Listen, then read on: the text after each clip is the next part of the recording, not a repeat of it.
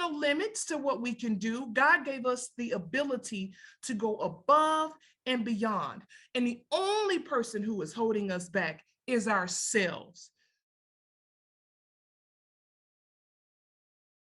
Awesome. Well, good morning. Great to see everyone. Crazy Kansas City spring. I think it was 80 2 days ago and snows here yesterday. So I don't know what we'll see today. So our crazy erratic spring, but awesome to spend time together again. And I've been excited for, we've been talking about this for a couple of months of spending time with Jai Mays. Jai is the founder and CEO of Mays Freight Solutions. And she's also the author of Finding Your Toddler Ambition, an awesome little book that captures a lot of what I think we're going to talk about, your entrepreneurial journey and your inspirations and the things that led you down the paths you've been on. So welcome, Jai. Good to see you. Thank you so much. And it's great to be here. Randy, you did read the book and I'm praying that you enjoyed it. It seems like you did. I did. It was awesome. It and is awesome.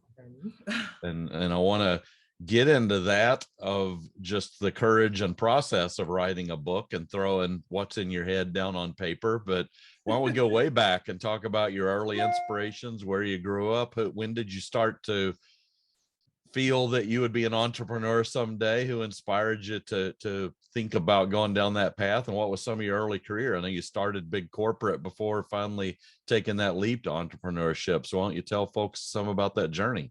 Yes. So well, the picture behind me, that's my inspiration right there, my father. I started in the corporation, but what I watched a lot was my father. My father was blind. He is no longer with us.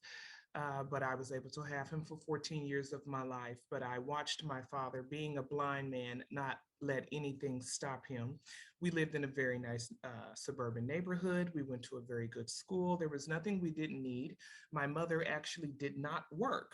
And so there was we started off with 3 children and they had, no, we started off with 2, then a set of twins, and then another. So there was 5 children, 3 boys, 2 girls. My father did, before it was Alpha Point, I know you all have heard of Alpha Point. This is the organization that helps out the blind. It was the Kansas City Association for the Blind, and that's where my father worked. And that's where he was able to provide for his family. He did make pens and a lot of the military and things that you see that go to the military, or what is that? Pill bottles. Pens, brooms, mops, all of that jazz. This is what he did and made to provide for our family. After that, he then went on to be a businessman. He went to Donnelly College, learned Braille, and he went on to be a businessman. My mother was a singer. She had a singing group. There was 5 of them, called Virginia Smith and Company. She did travel the nation singing gospel. She was able to sing for Jesse Jackson himself and represent at an opening for one of his speeches. And so this is where I get my inspiration from. My parents, they never let anything stop them. And when we were children coming up, they were so encouraging. My father used to encourage us so much because and we didn't have an excuse. He would tell us, you have eyes. There's no excuse. There's no excuse. And so he was very strict on us. I had a very strict upbringing. I'm not going to say it was all hunky-dory, no, because he had to have more strength because he didn't see. So what he instilled in us was the respect that even though he couldn't see and we knew he couldn't see, we would not cross him. And it was crazy. It was a psychological, mental fear, as you know, we were not allowed to come in the living room. That was their sanctuary. My mom's beautiful furniture. You know how that is. It's not like that now. Kids jump everywhere. But when I was coming up, there were certain places that in the house that you would not go. Also, his Pepsi, we could not touch his Pepsi, and he knew it. He would count his cans. And so not only was he could see with other senses, my mother was also his set of eyes. And so she was always, as they call it, snitching on us. So she would always say, I'm going to tell your father. And we have that fear, which I don't, a lot of young kids don't have that fatherly fear. anymore. We feared our father more than we feared the cops. We feared our father more than we feared the neighbors. And we feared the neighbors because we knew that they would tell my father. And even the police system that was in where we lived, the sheriff was really, really good friends with my dad. And so it was not, I'm going to call the sheriff on you. The sheriff was telling us, I'm going to call your father. So we would straighten up extremely fast, okay? But this is where I get all of my ambition from. It's from my father. Again, we lived very good. He took very good care of us. He taught us money management. I remember just memories of my father. We would sit and watch movies, which he could not see, but he would listen to the movies. He didn't always ask us what's going on, what's going on. But he made us watch certain movies that were inspirational about exceeding and excelling. He would also make us watch certain movies to give us the what's going to happen if you do this. So the consequences, he would share the consequences with us on screen of if you tried or did certain things, how your life would turn out.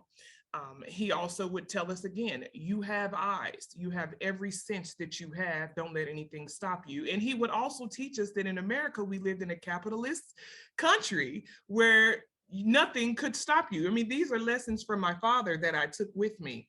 So when I wrote the book, Finding Your Toddler Ambition, where this inspiration came from was watching my children grow. Now I'm going to take everyone here back down memory lane, okay? Everyone is getting ready to go down memory lane. And think back in your head, think about your childhood or either your children's childhood. And Larry said something when he did a synopsis of Finding Your Toddler Ambition. You tell a 2-year-old that they can't do something, you turn your back and watch him do it. And I see it because I see all the smiles on everyone's faces. Look at your memory going back. Isaac, we talked about your daughter the other day on how you were stressed out because she wasn't moving fast enough. You have a routine in the morning and she wasn't moving fast enough. And now you're behind schedule and you're all stressed out and flustered, but you look behind you and your 2-year-old daughter is singing la, la, la, la, la. Why? Because she has no worries right now in her life. All she knows she has to do is get up and go to school. This is what toddler ambition is about. I watched my nephews as they were riding a bike, learning how to ride a bike. My husband took them outside to the backyard and he was trying to teach them how to ride a bike. Now we've got two different personalities. One who remembers the I know it and I've got it attitude with the 3-year-old. Everyone remembers that. I got it, I got it, I got it, I can do it. And then they fall flat on their face. So my husband was out there trying to teach them how to ride the bike. And of course, after being turned down numerous times with the instructions, he let them fly. Now, my son rode with training wheels. That's what he did. He could not get the concept of riding without training wheels. But my nephew is a first-time rider, watched every kid in the neighborhood, watched what they did, watched how they rode, how they got on the bike, how they put their feet on the pedals, how they had their hands on the handlebars and how they pushed. And his first time getting on the bike, he rode without training wheels. So that brings me to, now, he did ride. Did he fall? Oh my God, 50 million times. But what I loved about it is no matter how many bruises and scrapes and cuts they had, what did they do? They got back on the bike. And this is the concept that I want adults to pull back into. Is now, since life's situations can sometimes turn our ambition up or bring it down, right?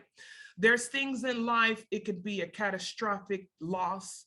It could be a divorce. It could be a career that has bogged you down. It could be a boss that is on your last nerve. It could be your children who have grown up and their ambition is left and you're sick of telling him, go clean your room. It could be all of these things. But if we go back to our life and say, man, when I was a kid, none of this stuff wouldn't even bother me. When I was a child, I could care less who liked me or who didn't like me. I just wanted to do what I wanted to do and I wanted to do it well. So the concept that I got from these children was, with children, they don't see fear. They don't see the word no as an answer. They're the best sales reps. I teach a class on sales reps, selling, okay? And I ask questions, who is the best sales reps in the world? And people would say, you know, Steve Jobs, or they would call out big tech. And then I bring them back to, no, children. And all of their heads would go, oh, you're right. Why? With this new age, whether it's parents or grandparents, if you have a smartphone, someone 2 to 3 years old is going to come up and ask you for your phone. Am I right? I mean, can I get a shake of hands, heads? Yes, they are. And you're going to tell them no. And what are they going to do? They're going to come right back and ask you for your phone. And you're going to say no again. No, no, go read a book, go watch TV. 5 minutes later, they're going to come back and they're going to ask you for your phone.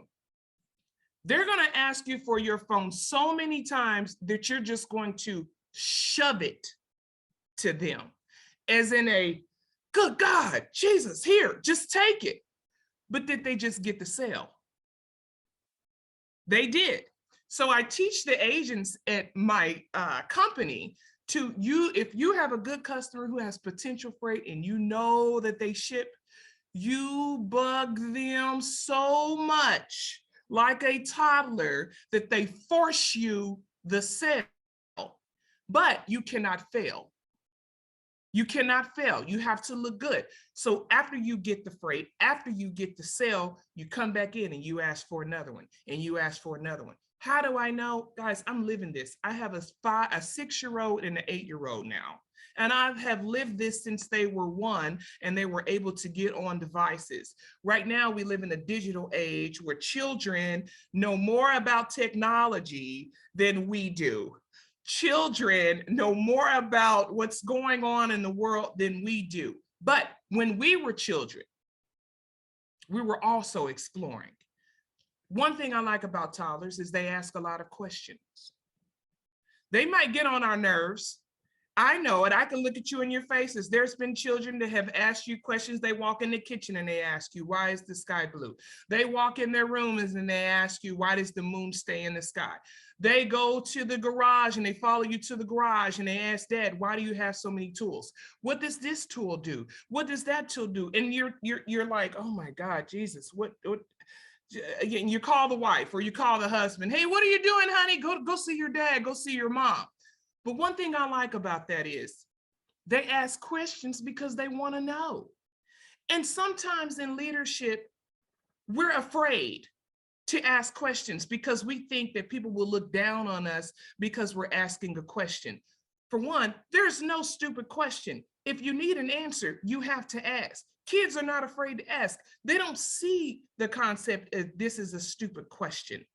All they see is they want to know and they need an answer. And the only place they can get the answer is from their parents. And so I encourage parents to answer every question that the kid has because they're developing. This is called brain development, growth development. But as a leader in an organization or an entrepreneur, we also should ask questions. We should also be critiquing our profession, always being a student to what we do. We want to be the best at what we do. We also want to ask questions about our employees, get to know their personalities, because what you want is a harmonious relationship and culture in your business. And the only way you can do that is you get to know the people, ask questions. We send out to our customers a sheet where we ask what their birthday is, what's their favorite color, what is your favorite song. We ask these different things so we can get to know our clients' personalities. And this helps us to relate to them. When there's small talk going on and there's just, here's the load, here's what we do, have it here, have it there in the freight world, to us, that's not enough. So let's talk about it. How was your weekend? How was the kids? And that right there creates a better relationship between you and your customer. So does toddlers and their parents. When toddlers are asking so many questions, That right there is creating a bond with them and their parents. And then if something ever comes up and someone says, oh, your son did this and that, you can vouch for them and you can say, no, that's not my child. I know my child, or that is my child and I correct it. The same with leadership and entrepreneurship. You know your employees, you know their personalities because you've asked so many questions that if someone says, a customer says so-and-so did this and did that, you can go to bat for that employee because you know them. You have asked so many questions. Another thing that I love about, I'll bring up another story. It's called The Fishing Story. I wrote it in our book. My daughter, it was my nephews, there was 4 nephews and 1 little girl. My daughter is 3 years old at this time, and my husband takes the boys fishing. That's what he does. Of course, the boys, you know, the older boys, they know what they're doing. Never fished a day in their life, but they know what they're doing. Okay, we've got the younger guys who are looking up to my husband, eyes really big, excited, don't know what to do. You know, they want to grab the worms. You know, kids love worms. That's one thing I love about children. They love worms, they love insects, they love, love, love. They just love, love, love, Mike. I see you laughing. You know how much kids love. And this is another concept that we can bring into our life. As we get older, the love waxes cold. We don't love as many people as we used to. So-and-so rubbed you the wrong way. So now kids, toddlers, they fight 5 minutes, they're back together. You know, they're back riding their tricycles. They're back to digging mud holes together and making mud pies. There might be a little discrepancy, but they're going to remain friends. If we as adults can do that same thing and stop holding so many grudges and just talk about it, 5 minutes later, we're back together as friends. We can learn a lot from children, but I'll go back to the fishing. So I've got the toddler boys looking up to my husband with big eyes. They're waiting to cast this line. I've got my daughter sitting in the back and she's just watching everybody. And in her mind, she's a 3-year-old, and we all know that girls and boys are different. Little girls mature quicker than little boys. This is a true fact. I'm living it, I see it, I saw it. Boys are slow to catch up. I don't know why the biological makeup is this way, but it's just what it is. So my daughter, she's sitting back and she's watching everyone. The boys are playing with the worms, and my husband is teaching them how to put the worm on the needle so they can cast the line. Of course, you know, boys, they know so much, so some of them get stuck. I think one of them casted it and it grazed my husband's cheek. So of course, you know, dads are going off out there. Hey boy, what's wrong with you? My daughter is still sitting in the back, watching, monitoring, seeing what's happening. The guys cast the line, no one catches a fish, not one. So they're pouting a little bit, but they still have their hopes up. They're going to catch it. My daughter walks up to my husband and says, Dad, can I try? He's looking at her as a little girl like, no, little girls don't fish, because she's all cute with her pink and her blue. And he's like, no, Raya, this is for boys. She says, Dad, can I please try? He gets the line, puts the worm on. Of course, she's like, ew. But she casts the line and she's the only one who comes up with a fish. A little small fish, of course. But now what are they doing? Everyone is praising her. She had the courage to go out there, cast the line. She wasn't scared of a boy's sport, of a male sport rather. She cast the line. She's the only one who catches the fish. Everyone in the park is going crazy for her. What is this? In leadership, in entrepreneurship, everyone is not going to have the courage to throw that line out there. Everyone's not. But the ones that do, when you cast that line and you catch that fish, all of a sudden, everyone in the park is screaming and clapping for you. Isaac yesterday brought up a good point. He was talking about the wheel, entrepreneurship, mentorship, grabbing the wheel. And sometimes when you take that wheel and you're trying to turn that wheel, it's very hard. And you can't turn it as easy. It's rusted. There's some kinks in it, but you turn it and you turn it and you turn it and you turn it and you turn it. And next thing you know, you've got momentum and the wheel is turning and the wheel is turning. Now, there might have been some naysayers that think you could turn the wheel. There may have been some people that said, if you turn it, oh, well, whatever, everyone can turn a wheel. And then there's some that are cheerleading you saying, yes, turn that wheel. You better turn that wheel. And once you turn that wheel and that wheel is turning, here's the people, everyone there to praise you, everyone there to say, oh my God, you did it. I want to turn the wheel too. So just as my daughter, the 3-year-old girl who no one thought that she should be a part of the male sport, she goes in, casts the line, pulls the fish out. Now, all of the kids around because her fame went out across the park, and it really, really, really did. And this was a big Father's Day. We had a Father's Day and son and kids moment where all the fathers were out and they were out teaching their sons. But my daughter was the only girl. She casted, all the fame went out. Next thing you know, all of these kids want to come out and do what? Cast the line to catch the fish. So what is that saying about entrepreneurship and leadership? Don't be afraid to cast the line. Don't be afraid. If you see everyone else and they look bigger than you, or you think they're smarter than you, no one is smarter than anyone. God gave us all the ability to think. God gave us all the ability to read and research. And God gave us the ability to comprehend and take in. Our minds is bigger than our stomach. We eat more with our brains and our minds than we can consume with our stomachs. So one thing about children is they're always wanting to develop, always wanting to go to the next level, always want to prove that they can do it. You tell a child that they can't fly, they're going to say, Mom, I can fly.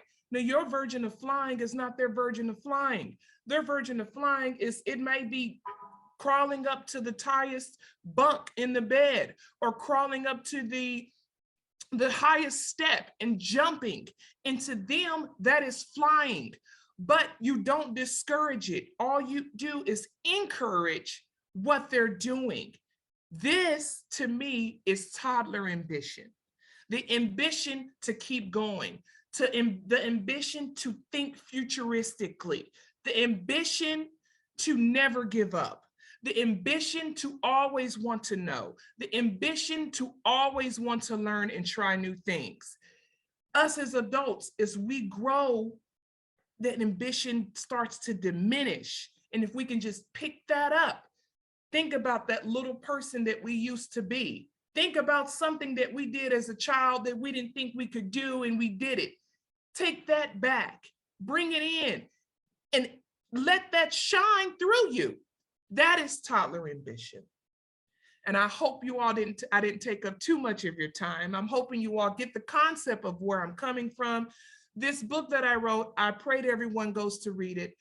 There's so much in entrepreneurship and business. We're just bogged down, where all we can do is think about business. We're worried all the time. Our head is down. We're thinking. We're on the computer. We're reading. Well, this book is a book to give laughter, love. It's going to make you feel fuzzy inside. It's going to bring some tears to you. It's going to take you back down memory lane. You're going to laugh a lot because you're going to remember when. And then you're going to think back to your old children. Oh God, I remember when little Johnny and I told him and he jumped off, and good Lord. And as parents, when kids are ambitious and they're doing all of these things, the first thing we think about is, don't do that. That looks like a copay. Oh no, that's going to be a copay. We're going to be at the emergency room. But what the kids are doing, they're testing the limits. That's what they're doing. And as adults, we don't test the limits anymore. This is a big world. We live in a huge nation, a big world, a huge world. There are no limits. Yes, we have to have boundaries, but there's no limits to what we can do. God gave us the ability to go above and beyond. And the only person who is holding us back is ourselves. So what I encourage everyone to do is go back and get that old little person who didn't care about anything, had all the friends in the world, just wanted to run and jump and play. Get that little girl back, rekindle that fire, and go out and do something fun. Do something that you never thought that you would do, whether it's writing a book or opening a small business or a side business, or I'm not going to say jump out of a plane, but damn it, if you want to bungee jump and jump out of a plane, go do it. Kids have no limits, but we only get one shot. I say, let's take it to the limit. And thank you so much for having me. That's awesome. You know, you talked about something there with your daughter and celebrating, and I see it with Oliver now. He's 14 months and he can get himself stood up, and he'll take 3 or 4 steps. And he looks around and he starts clapping for himself. Like, I don't know why y'all aren't noticing, but this was a big deal. and so he'll applaud himself.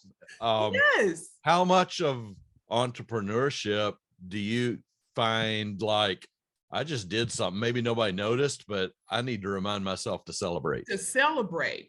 There was a, I can't remember the guy's name, and there was 3 things that he said to do when you set a reminder, you do the task, and then you celebrate. And that's what we all miss, is that celebration, right, Randy? We miss that. And so we're looking around. As children, that's what parents do. The aunties, the uncles, the godfathers, everyone is celebrating. Yay! Well, there's times, you're right, we have to celebrate ourselves. And this is what I was taught. And when you do that, and when you celebrate yourself, you give yourself that boost of energy to do something else again, to try again, to do something else. And if you completed that task, well, who knows what you can do? You can take on the world, right? But you have to celebrate it. You know, your dad sounds amazing because he had all the reasons in the world to give up. And yet he sounds like someone with just an incredible amount of resilience and grit and perseverance. Did he ever talk to you about how he developed that courage and that grit and that resilience? Who inspired him to not give up on himself when he had every reason to give up? Yes. Well, my father was in Vietnam, and he used to tell us his war stories. And, you know, some of them were very disturbing, but he's just telling us his life. And when he was explaining to us war, he would always explain to us that you don't ever want to go to war. You know, you always come together and you mend whatever it is, because war is not good. And he's just not talking international war. He's talking war with family, war with friends, war with anyone. And so he taught us lessons about his life in the Vietnam.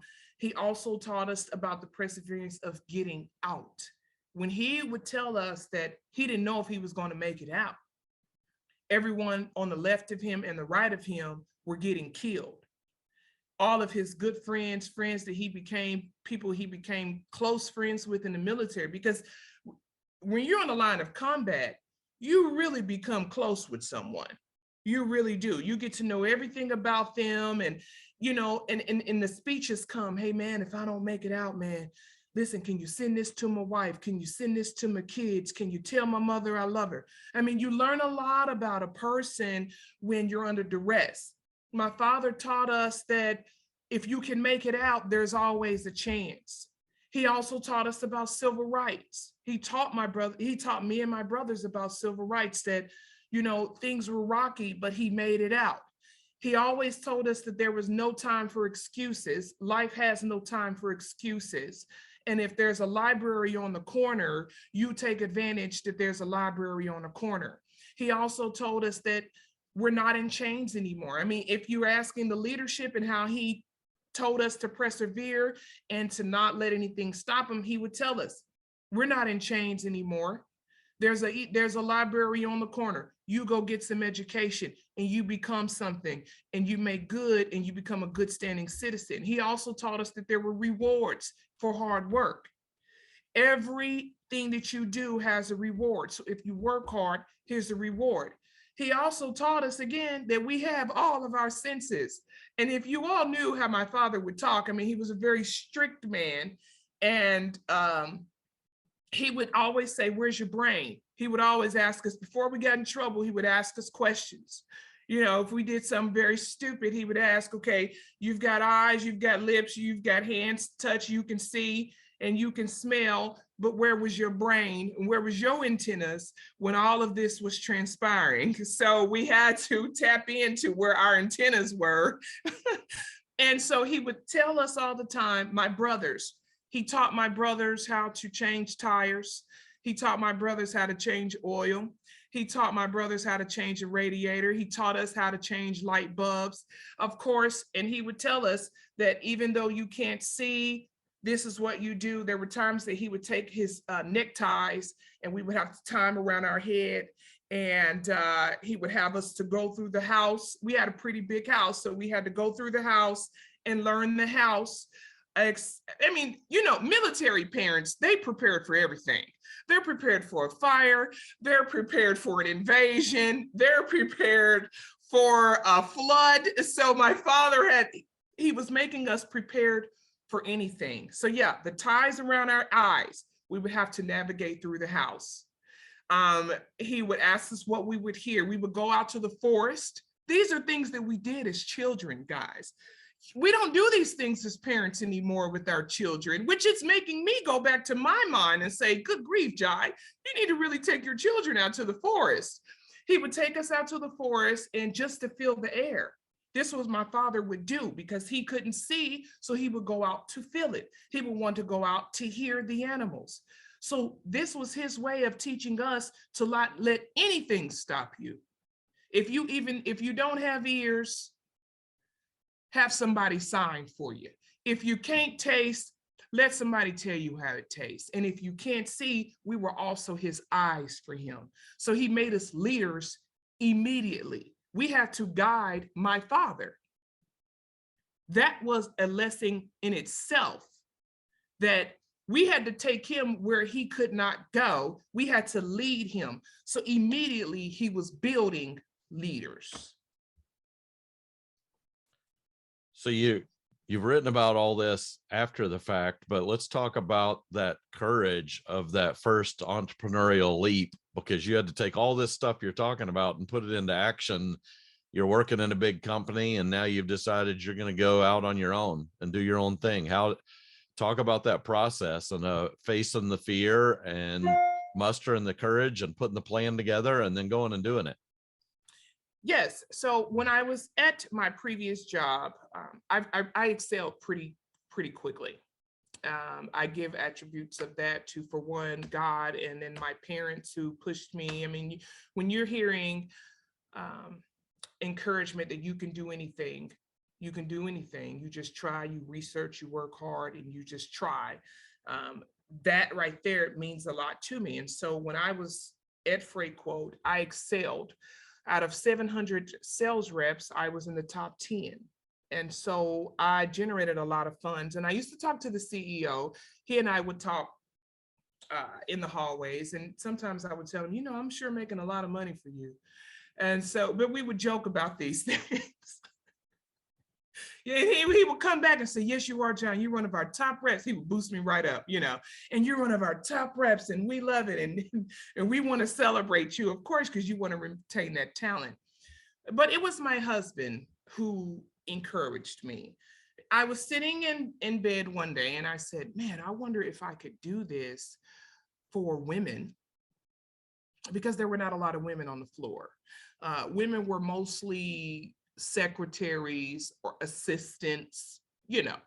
None of them were go-getters, which a lot of women are. They just hadn't tapped into that ability yet.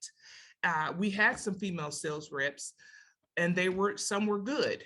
And but I ended up being top 10 out of 700 reps, majority male. So I was sitting in bed and I asked my husband, I said, man, I sure would like to do this for women and open a door also for minorities, because in our neighborhoods, if you all know, you know, they're not the best. Right now, we've got crime and still to this day, and there's a lot of division.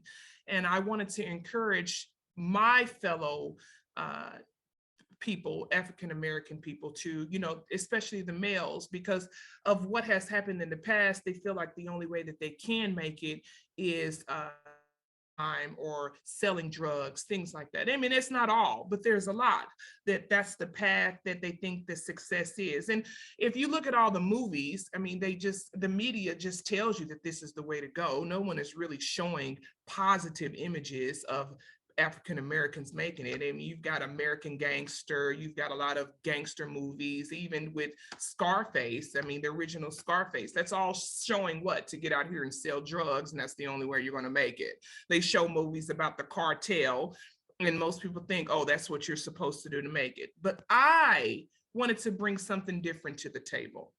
I said, if I could teach these young men to make more money than they've ever made in their entire life by controlling freight, and this would be a perpetual thing, would they put down the gun and would they come sell for me? This is where my head is still to this day. Right now, we've turned around 3 lives. They are selling and they are doing very well. They're providing for their families. We've turned around 3 lives, but this is the mission that I had. So I asked my husband, I said, do you think I could do it? And he's one of my biggest cheerleaders. He said, there was a guy who left and opened his own. And this guy, I'm not gonna lie, he was the biggest liar in the world. I mean, he could tell you the sky could be blue and he'd tell you it's green. I mean, he was one of the liars. I've never seen a liar like this. He was a major liar. And my husband looked at me, he said, excuse my language, if lying ass so-and-so can go out here and he can open him a business, I know darn well, Jai, you can open this business and you can make it $1 billion corporation. Just because of how I was raised, the leadership that I have shown when I had to take in my nephews who were on their way to foster care.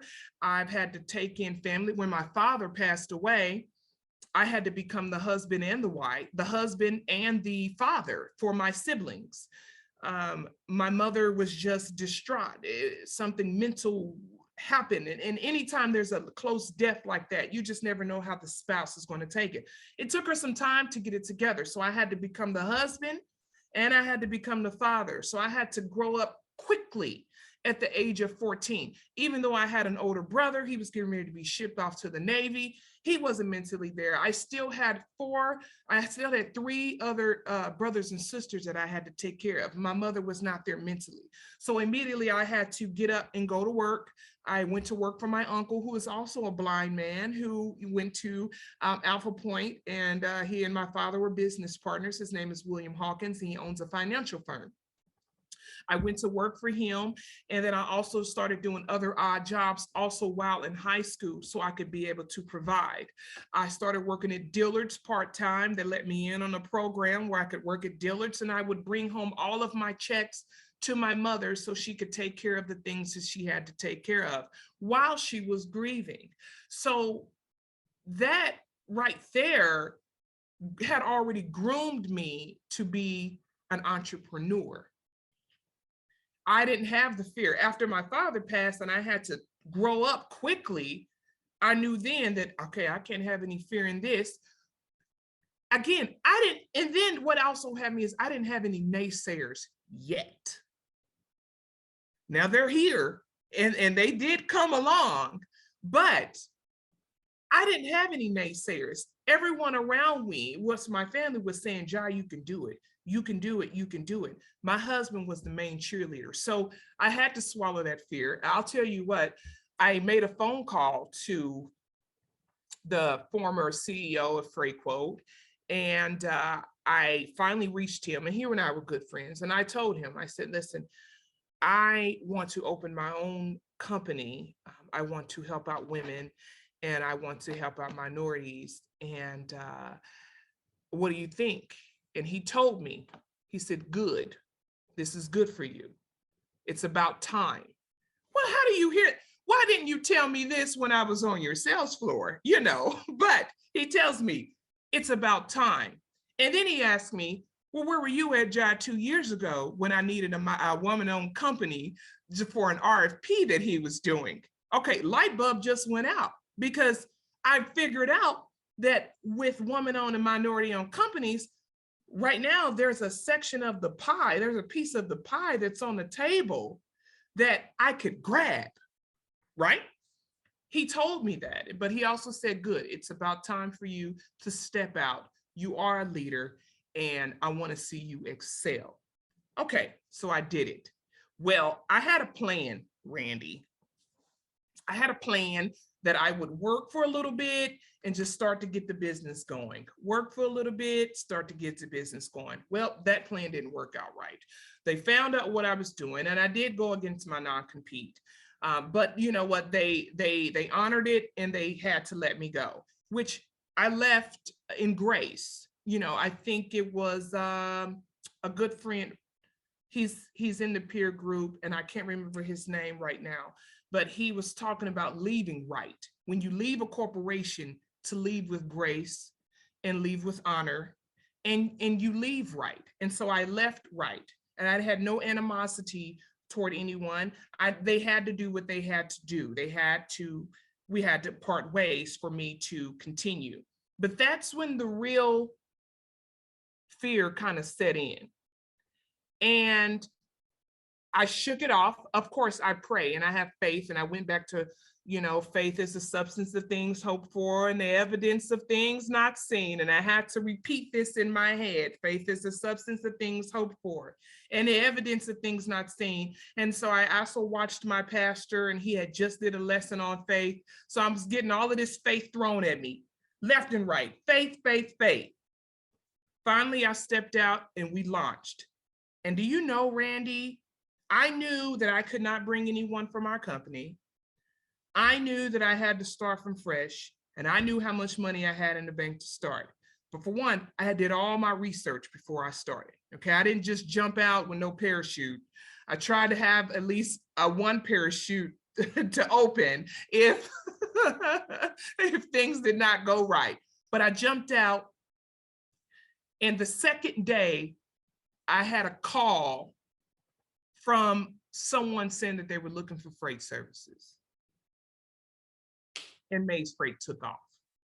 So it was the faith. I had to put the fear to the side. I had to listen to some mentors. I had to get, you know, a few encouragement. You know, I had to get some encouragements, but after that, the fear went away, and I started. I'll tell you where another piece of fear came in. I was sitting in, I think it's 54th Street Grill, and I got a phone call from someone. It was a top guy in the logistics, and he said, Jai, I just heard that you opened your company. And I said, yes, I did. Okay, good. I'd like to be a mentor to you. Okay. I said, okay, good. That sounds good. And I'll be there to see you. He asked for me to come to his office to visit. I said, okay, I'll be there. And I'm sitting there in 54th Street, and all of a sudden chills hit me, and this big overwhelming cloud hit me. And I looked and I asked myself, I said, Jai, what are you doing? And I had to talk to myself. What are you doing? Are you sure you can do this? Are you ready for this? I mean, this guy has a $1 billion company, and just asked you to come to his office because he'd like to mentor you. Are you sure you can walk in these shoes? So a bit of doubt came. And then after about 5 minutes and one cocktail, I had vodka, I'm not gonna lie. After one cocktail, it hit me that if you couldn't do this, and if you did not have the ability, this man would not have called you and volunteered his time to mentor you. So it left. So just like children, we all need around us people to celebrate us and to push us. And that's what parents do with children. We push our children because we want our children to be better than us, correct? Because our children are our legacy. Well, when these mentors started reaching out to me, I knew then that they want me to be better than them. So they're taking on the role to mentor me. And then the fear started leaving me. And now all of the encouragement and the faith and the tenacity and the ambition, Randy, it set in. I mean, I think I was so ambitious, I ran myself crazy with ambition, but we were profitable our first year. And that's where it was. Thank you.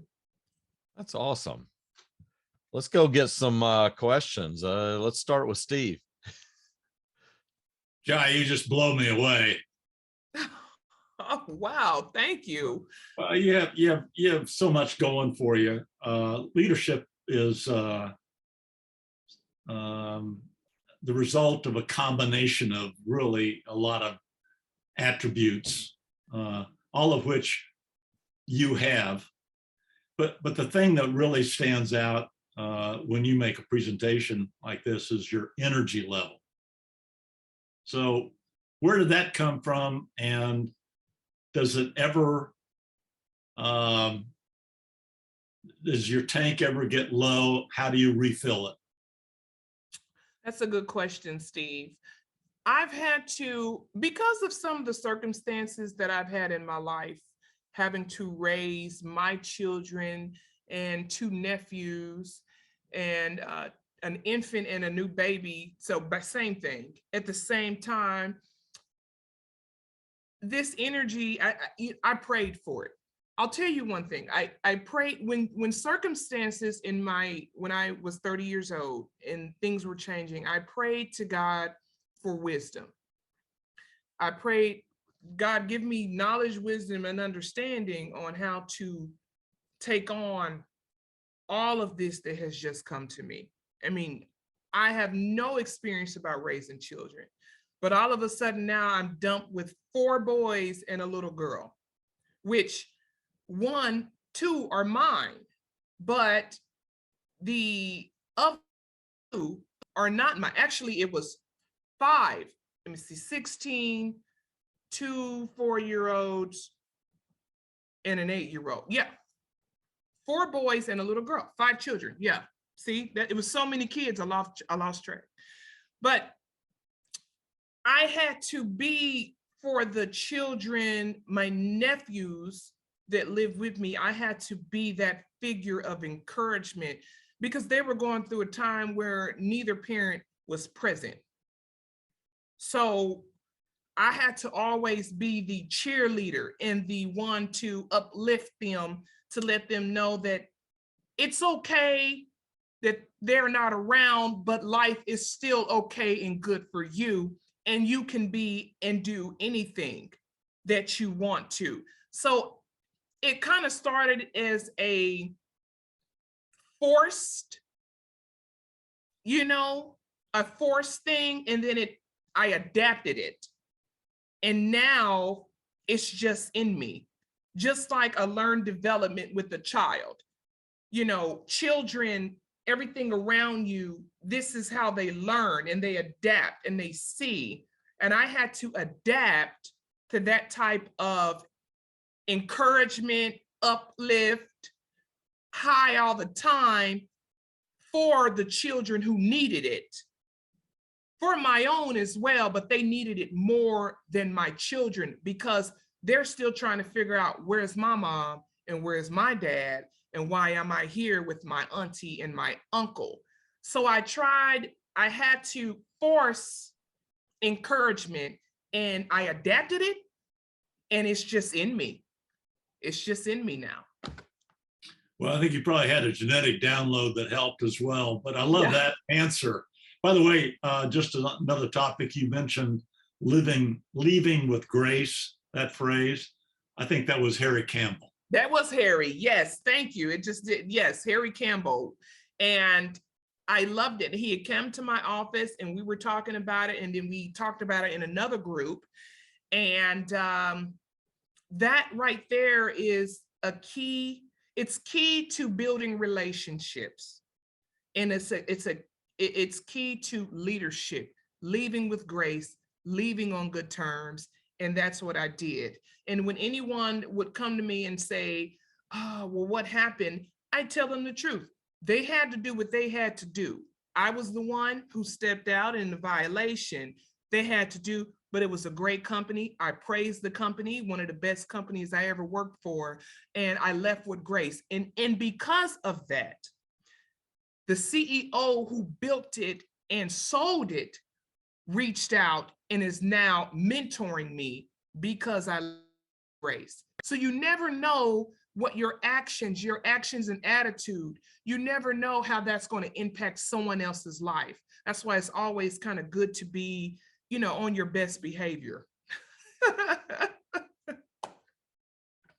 Let's go to Kurt. Hey, thanks for being with us this morning, Jai. Much appreciated. Thank I'm you. curious, you talked about, I love the way the persistence when you talked about getting the order and coaching your salespeople and in your team, just getting after it, right? Which, in the sales world, there's an element of it where persistence makes a difference. Mm-hmm. I'm curious, through COVID, our supply chain is all screwed up. There's a lot of people on the call that get that understand that recognize that. But by the same token, some of those same sales dudes that work for you were getting stipend checks. They were getting $2,500 checks. Dudes were getting paid to stay home and not go to work. How did that specifically affect your company, and how did you energize? How do you find the right people that said, that took your father's lesson of capitalism and said, I'd rather not stay home and collect that check, but I'd rather go out and get another 7 orders because no one out there chasing them, right? And there's freight to be had. What did you see the dynamic? What was happening during that period, and how do you see that recovering now in the capitalistic or the market-based system that we're in? How do you get the people, and how do you see that happening? Well, when we vet our agents, we vet them to make sure that they're not satisfied with just enough. Okay, we need hungry people who don't have a cap.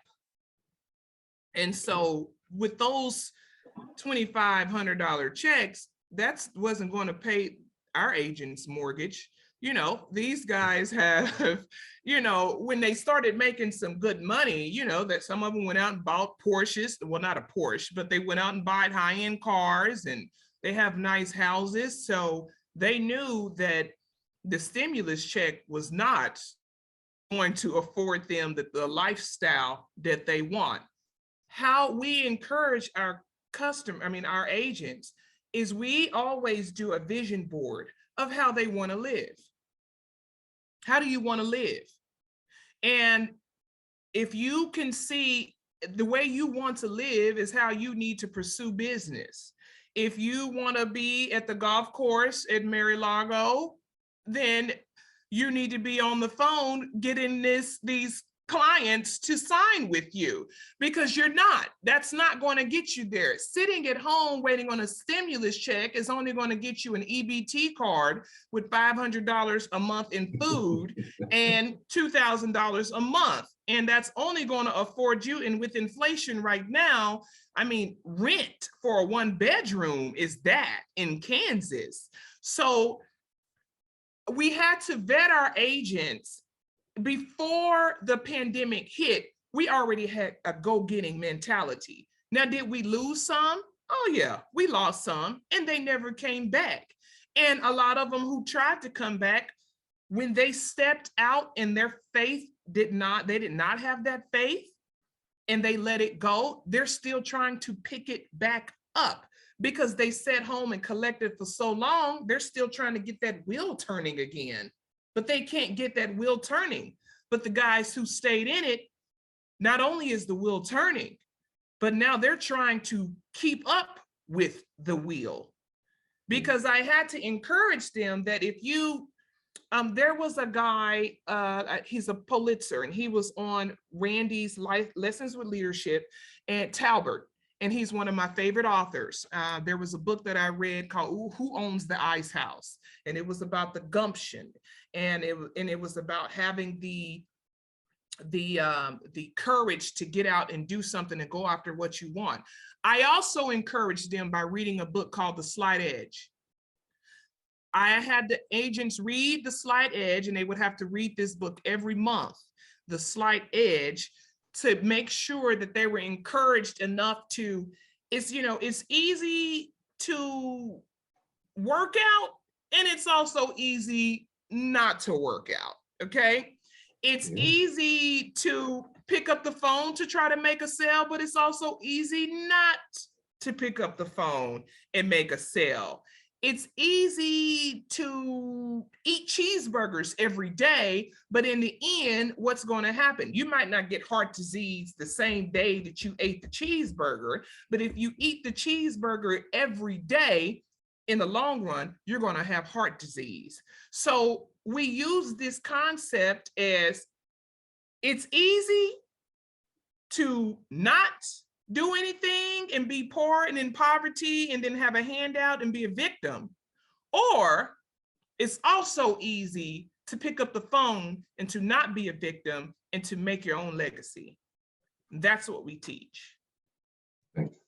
I just saw So Jenna tell me hold about up the that, a slide little bit edge more there. about that vetting process you talked about, how you screen to find. I think Patrick Lencioni calls it the hungry dude, the hungry person, right? In the ideal teammate, he describes that characteristic as a hungry employee. How do you screen for that?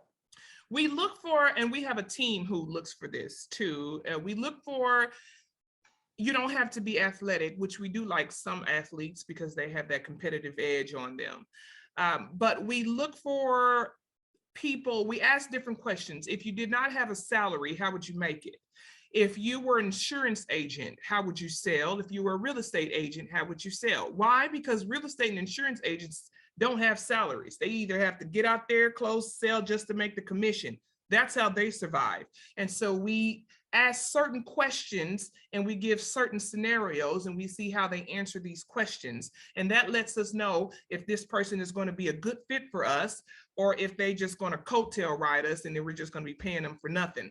And a person who really helped me to really tweak this and fine tune it is Steve Johns. When I would meet with him periodically, he would help me also. And this is how we tweaked it to really get that good agent to say, okay, I'm not going to just take no for an answer. I'm going to strive. We have one where we did have him on the salary. We were just doing some, let's see how this works, because I pulled the salary a while back.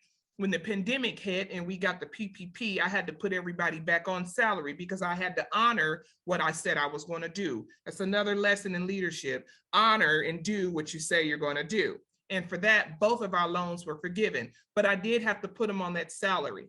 And when that salary ran out, I snatched it. And what happened when I put him on it? He got lazy.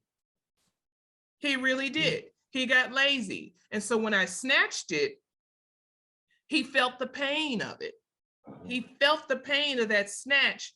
And boy, he got on that horn and now he has tripled what he did before the pandemic. But I had to snatch it. Now, all of us went through stuff. Some of our customers went out of business. Yeah. And when the pandemic hit, most people would think the supply chain kept moving. No, it did not. Because keep in mind, when they came out with COVID and everyone didn't know what COVID was, they didn't know if it was on the pallets, they didn't know how long it sat on the metal, they didn't know how long, So, and if anyone in the warehouse or the distribution center was sick, if one person got sick, what did they do? Clear everybody out for 14 days. So that's a halt in manufacturing and supply chain right there. Customers sending things back. I don't want this. It's contaminated. No one knew what COVID was. Customers, they weren't calling us back. So I had to keep everyone encouraged that, hey, your old customers went away, get on the phone, make some new customers. There's going to be new businesses that are going to pop up out of COVID. People are going to get the courage to say, you know what, I'm not going to go back to work, but what I am going to do, I'm going to go open my own business and I can do this. I said, go after those guys, help them with their supply chain. Let's find new customers. And that's what we did. Nice. Thank you. Mm-hmm. Yeah, I don't know if you noticed, Jenna held up slide edge. So you got another slide edge. Oh, good, Jenna. Yeah, I love the slide edge. I love it. Let's jump over to Carolyn. Hi, Jai. How are you? Hi, good, Carolyn. How are you? Good, good. So loved how you talked about leadership and the celebration of it. And not only for the people that we mentor, but ourselves too, when we're doing the good thing. I've been reading a lot about judgment lately and how sometimes our inherent biases can judge someone predetermined, which sets them on a trajectory not intended. It sets them off course, our own judgment of them. In turn, same for us as individuals, judging ourselves that sets us on a trajectory. I'm curious as to your take on judgment, how to combat it, especially in ourselves, and also when we're looking at underrepresented communities and people, how to double check ourselves in not judging someone predetermined that would actually set them on a pathway that they otherwise wouldn't have gone. Well, we use a lot of this at Maze Freight. There are some people who come for an interview that don't have the best clothes. Okay. If you see them out, you would probably, you know how we do, you know. I ask God to, if Jesus said he didn't come to judge the world, but to save it, who am I, right?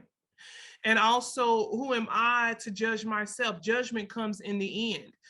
The way we help in Maze Freight is to keep everyone in a harmonious level, is we talk about loving thy neighbor and loving each other and loving ourselves.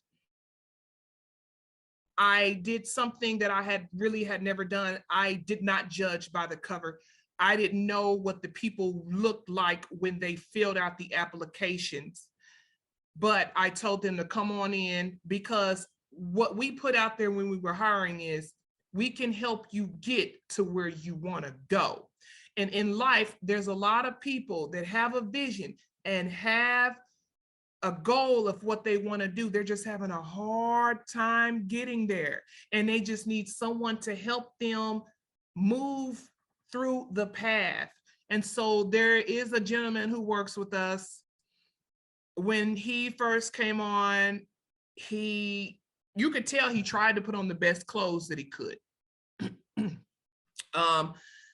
He wasn't the best cleaned up. But I told my VP, I said, Nick, I want to give this guy a try. His story of, he was an orphan, and he was in, what is that, child care, where foster care, and he was passed around. I mean, this system is a terrible system for these children, by the way, and it's in the book. But he was passed around. And when in the interview, we always say, tell us something about you that you are ashamed of, because I want to know who this person is who's getting ready to come work for us. Now, if you killed somebody and you didn't tell anybody, you can't come work for us. And if you've done something that is criminal, you can't come work for us. So I asked this very vulnerable question so I can know who's representing the company. And when he told me what his life was, but where he wanted to go, but no one would ever give him the chance because of, I kind of took it on as a project, because I wanted to see through Christ if we could help elevate this guy. And next month, he is moving from Independence, Missouri to Overland Park. He is excited. He is now able to put his kids in a very good school district. And that's what it did. I took what God said. If he didn't come to judge the world, Caroline, who am I? I've been judged all the time. Women, certain people, even men. I've had issues with men who would judge me off of how I look, or either judge me because I'm very strong-willed, and either they're insecure about it, or women are insecure, and then they, I get the whole, she thinks she's better, or she thinks she knows it all, or she thinks she's got it, and I have to look at it as, no, you think I'm better, and you think I know it all, and you too could have the same knowledge if you would open a book. Okay, so if I can't judge myself, I don't want to judge anyone else. And I'm not going to judge from a cover. When you open your mouth, the fruit that comes out of that tree, which is your body, the fruit that comes out of it, that's how I know who you are, is your actions and how you talk. But as far as just looking at a person, I'm not going to judge them, and I'm going to give somebody a chance. Now, what am I Steve Johns told me, you are always quick to hire, slow to hire, quick to fire. Steve, that right there, Caroline, helps us because I don't judge from the external. What I do is I evaluate their actions and their productivity. And if that's not meeting up, they're out of here. But they cannot, I give them a chance. Thank you for sharing that. Well, Thank Jai, you. it was awesome spending time with you. You've got so much energy. It's impossible to not get excited listening to you speak. Oh, thank you so much. I've had to raise children, and the thing that gets them going is you can do it, you know? And so for the same for our employees or anybody around us, for our friends, our spouses, our children, pump them up, and also pump up yourself, because you've come this far. There's no telling how far you can go. Great comment here from Drew to close it out, just about welcoming your father home. That's one of those things those guys from Vietnam, we just didn't do enough for. And I know Drew has an appreciation, as we all do, for what your dad did and others. And it's awesome to see you living on and living his legacy. Yes, I'm very excited. I'm very blessed to have the parents that I've had. And I'm also very blessed to have made the relationships with you, Randy, Steve, meet you, Caroline, and Brad. I've just been blessed to meet so many positive people. And again, I am all for asking questions, because if I don't know something, I ask, and that's the only way to learn. So I am grateful for you. Even Randy, you helped me with the book. I had no idea there was an issue, and then when you told me, I immediately executed. So I want to say thank you so much for looking out for me. Awesome. Well, it's great to spend time with you. Good luck. Can't wait to see what all you do next. And everyone have an awesome weekend. Bye, everyone. Enjoy your week. Bye-bye and weekend.